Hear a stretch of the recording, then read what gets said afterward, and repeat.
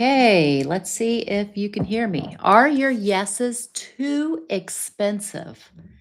And is my camera cutting my head off? Are your yeses quietly bankrupting your business? That is what we are talking about today because I have literally seen it. My husband used to be in the lawn care industry, and there were lawn care business owners that would have plenty of clients and would go out of business because their yeses, their clients were too expensive. So, this is how to tell if your yeses are too expensive in your business or in your life. Because a yes is not just a way that we make money. A yes is sometimes the way that we're not just making money, we're also spending our time and our energy and our resources and our peace. So, this is how to check and see if your yeses are too expensive. And you guys, I'm going to have to put on my reading glasses so I can see my notes. Sometimes you don't need more yeses, as in more opportunities, but you need cleaner no's that will protect the yeses that your business actually needs.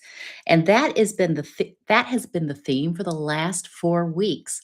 What is it that your business actually needs in order to grow? Does it actually need more leads or more people asking or more conversations or more people interested, more followers? Does it need more content? Does it need more offers? What is it specifically that your business needs? Because honest to goodness, oh my gosh, your business, there are so many things coming that are stealing our attention, and they all feel so urgent. And the really great YouTubers, the really great content creators have gotten expert at capturing our attention through urgency, through need. But just because it feels urgent does not mean that it's the thing that our business needs the most. So let's figure it out, okay? Are your yeses too expensive for your business to actually even grow? That is what we're dealing with. And if you're joining live and you have any questions as it comes up, put it in the chat. Also, share your aha moment. I love to hear what resonated the most with you. And oh, let me write this down.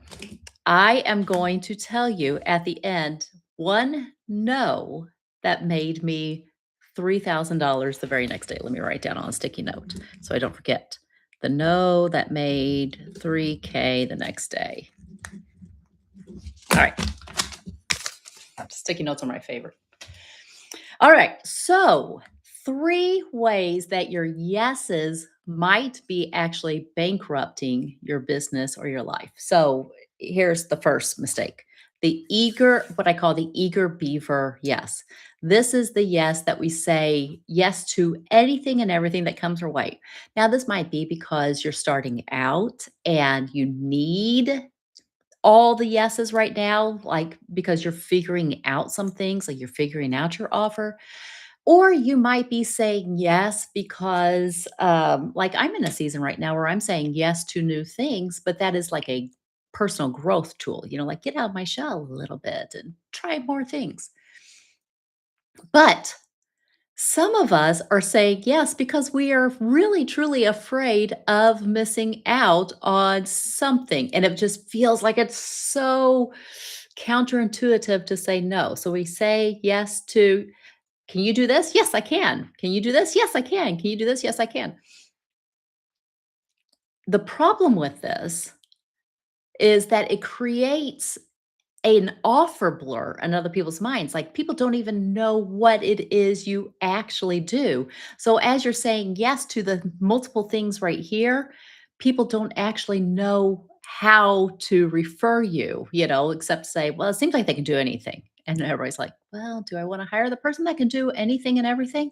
So mistake number one is the eager beaver mistake. Do you say yes to anything and everything? Give me a one in the comments if you feel like that is your thing. I say yes to everything and anything because I'm secretly maybe afraid of missing out or because I just find it fun. And by the way, there is nothing wrong with finding it fun. In fact, I'll tell you in the solution how to balance both of those because, Business should be fun. We should keep the fun in the business while we also protect the business with what's the best move for it. So I will tell you exactly how to balance those two. Okay. You don't have to become boring. All right. Mistake number two is the customization trap.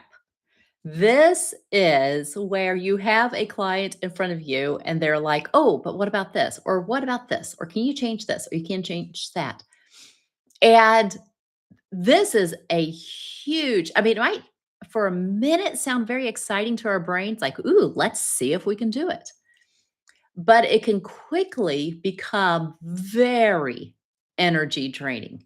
So, my husband experienced this in his home renovation business of he would give a client a bid and then they would come back with, well, what if we change this? What if we change that? What if we change that? And the problem was he wasn't even sure why they were changing the things. Were they changing the things because, they just got onto the Pinterest board and came up with a whole bunch of new ideas? Or were they changing the things in order to save money?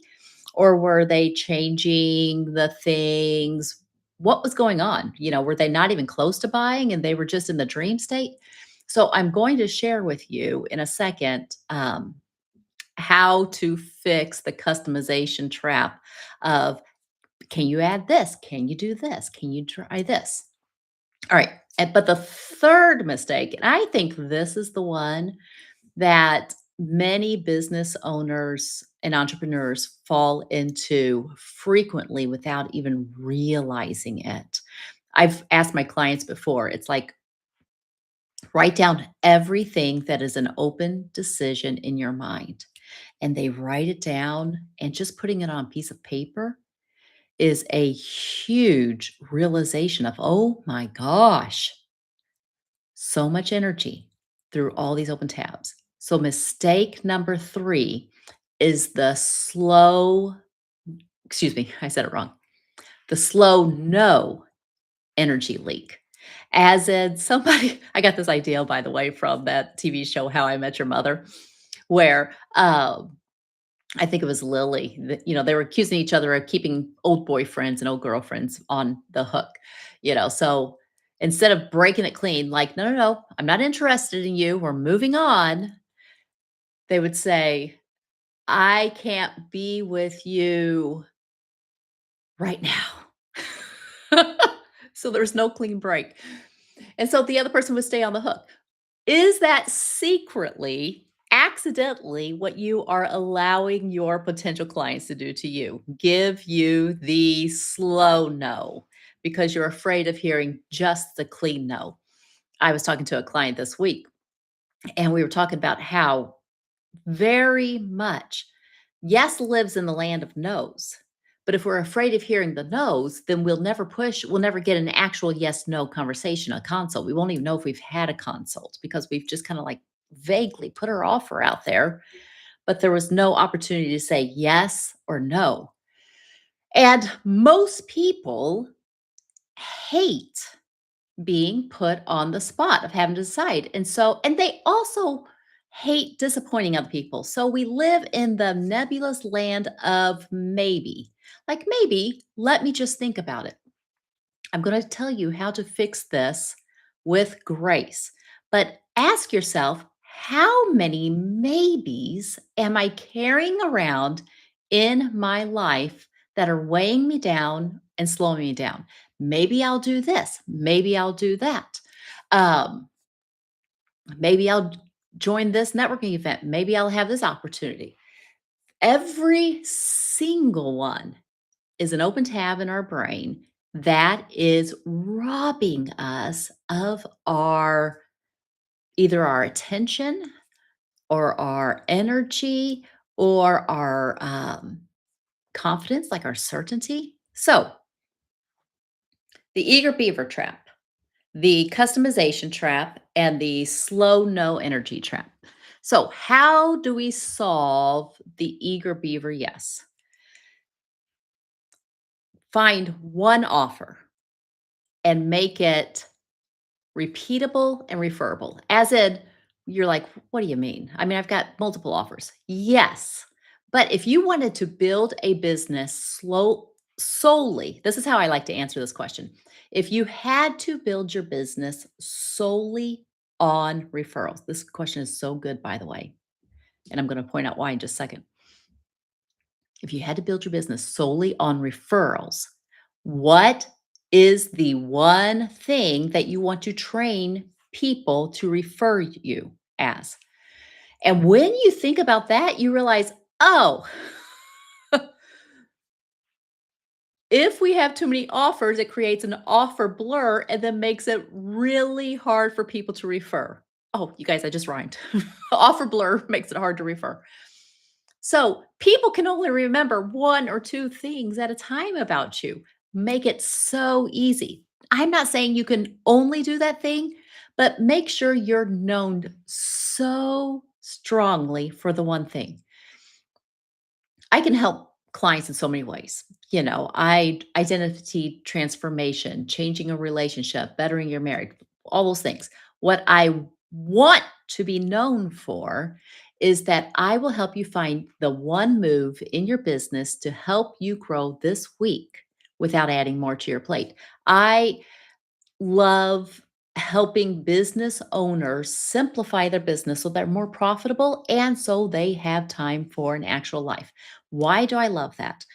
Because I was married to a business owner for many, many years before I became a business owner. I have seen both sides. I've seen the highs and I've seen the lows. I've seen the pluses and I've seen the minuses. I have seen the arguments, the stresses that my husband and I would come into because we didn't have enough money and enough emotional bandwidth and enough energy.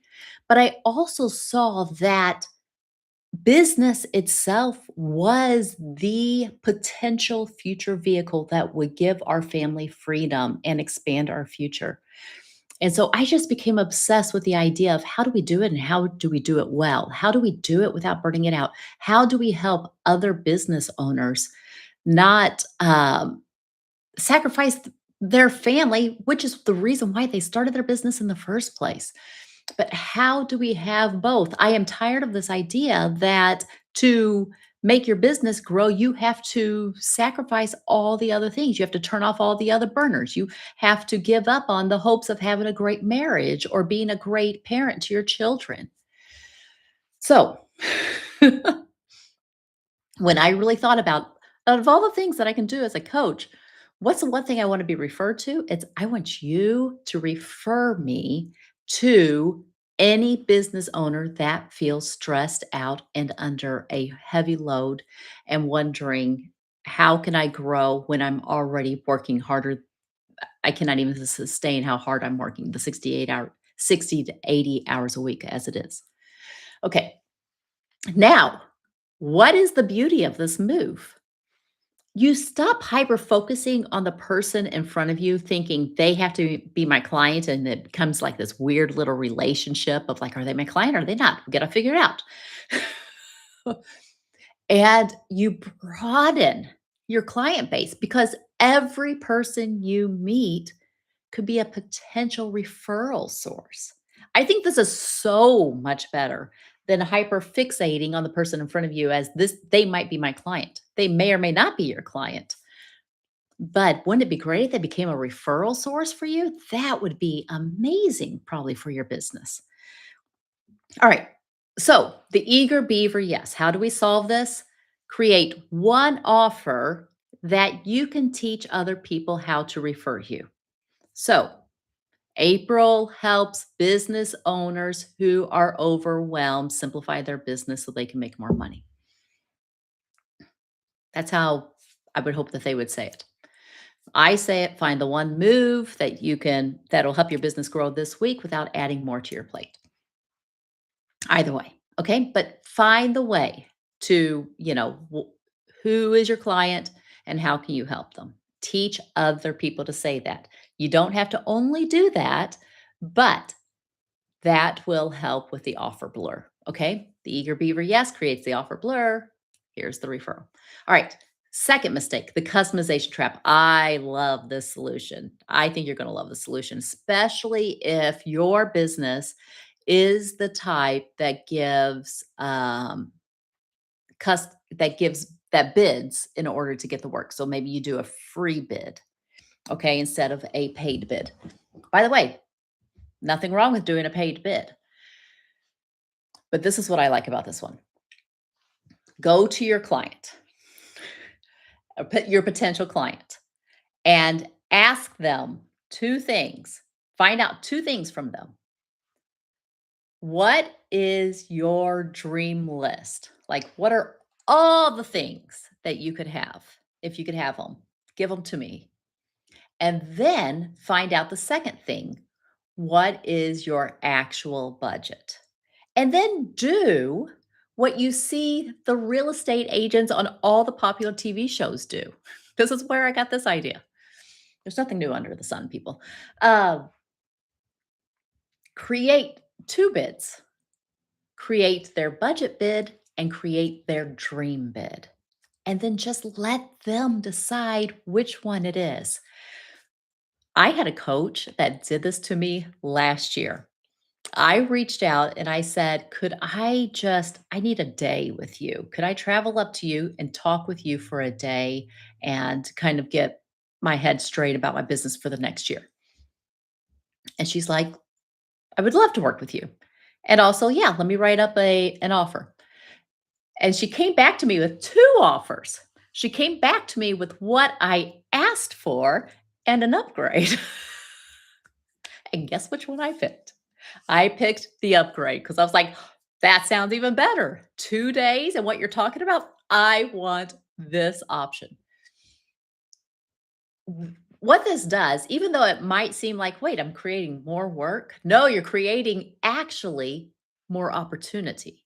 Because while you're creating the one bid, here's what's happening is you're going in there with only half the information you need for your bid. And then if you find out, okay, this is their dream list and this is their budget, and you only write them a budget bid, then you're not giving them an opportunity to say yes to their dreams. And they can decide which one is actually more important, the budget or the dream. And the husband and wife, can have that little discussion and whatever. You don't have to decide, but you're giving them the opportunity to upgrade. And in the end, this might be the seller move that's the lowest effort versus going back and forth 5 or 6 times trying to get the bid correct. So, customization trap, I like to solve that with ask for their dream list and their budget, and then create them two bids, one to match each one. Okay. Okay, now let's talk about the slow no energy leak. This is where, especially when we're starting out, sometimes we're afraid to hear no. And so we will gladly take the maybe and live in they might become a client. They might. But while we're waiting for them to become a client, we're missing the opportunity to go create more clients in our business. So this is what I finally forced myself to do. I was the queen of guilty on this one.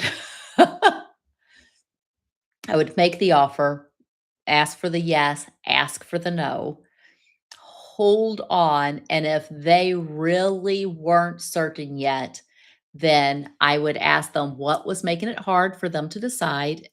And we would talk about that and see if they got any closer. And if they didn't, I still set a expiration date on the offer, as in, well, let's come back 48 hours from now and have another discussion. For my sake, as much as for their sake, it actually helps both of us, okay? Because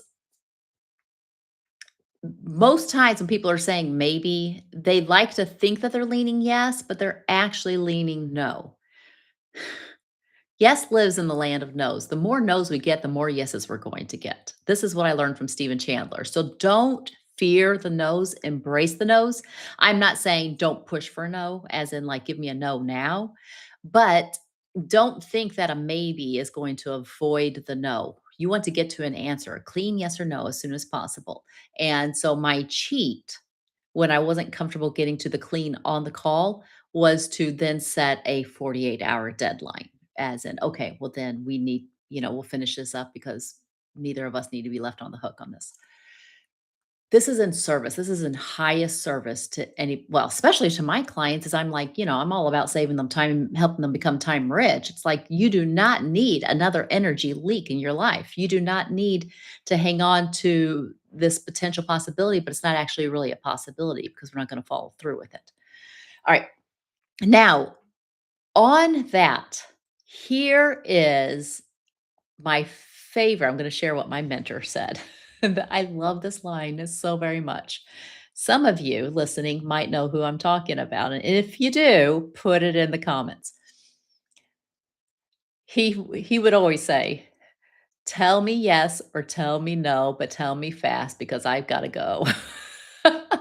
And that's not to rush somebody past their decision comfort. But on the other hand, it's to recognize that without a deadline, some of us are prone to never making a decision at all. Raise your hand if you've been guilty of that. I have been.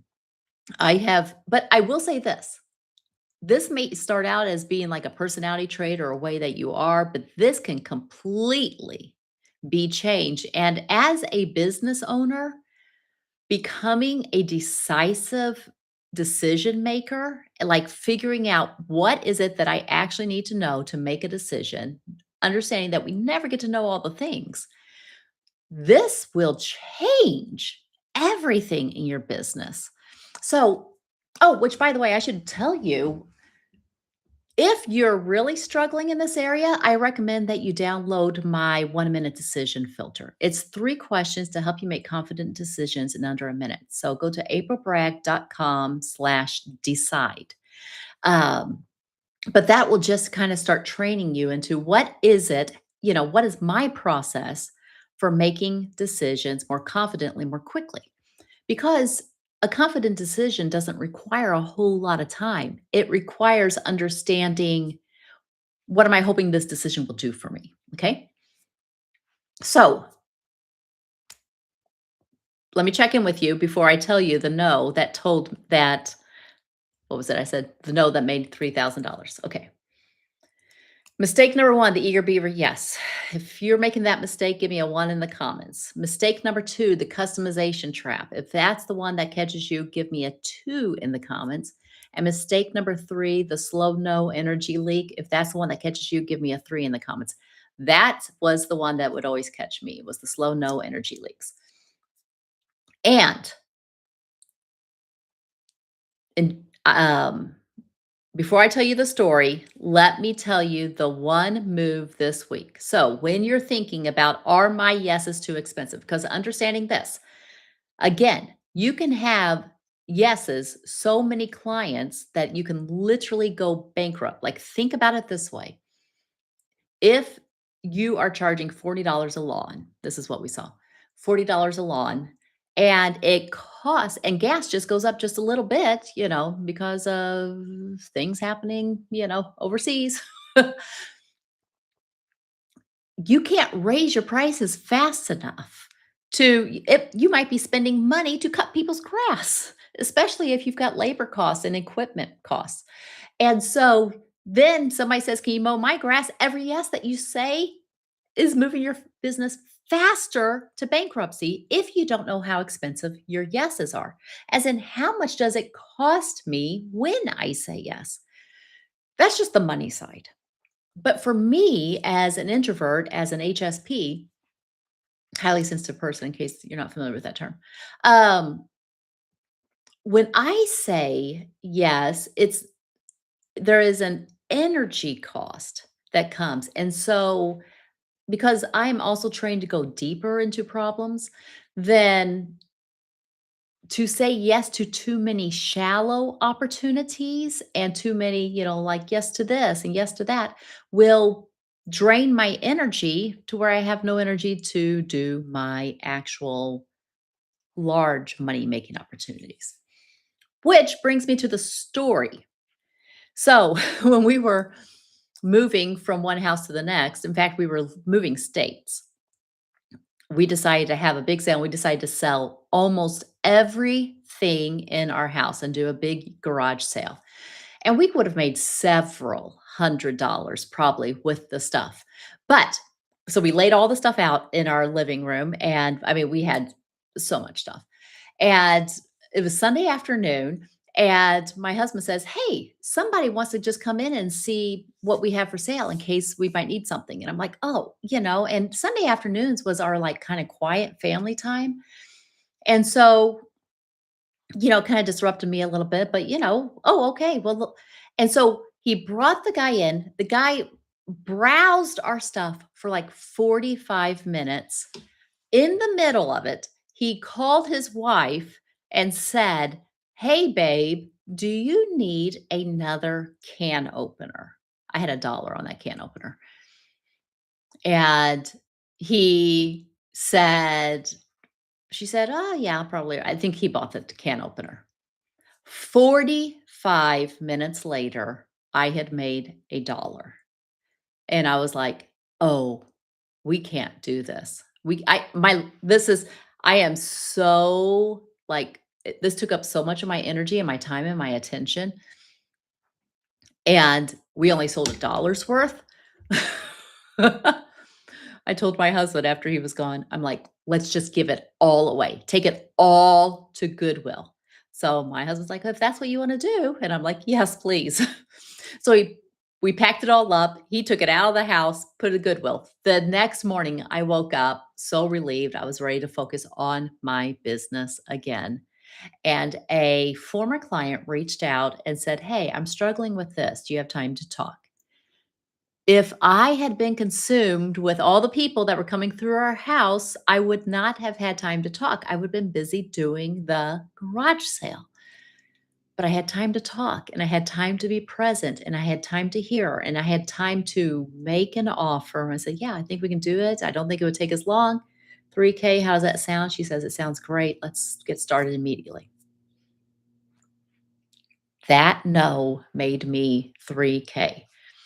So many times, the little money is too heavy.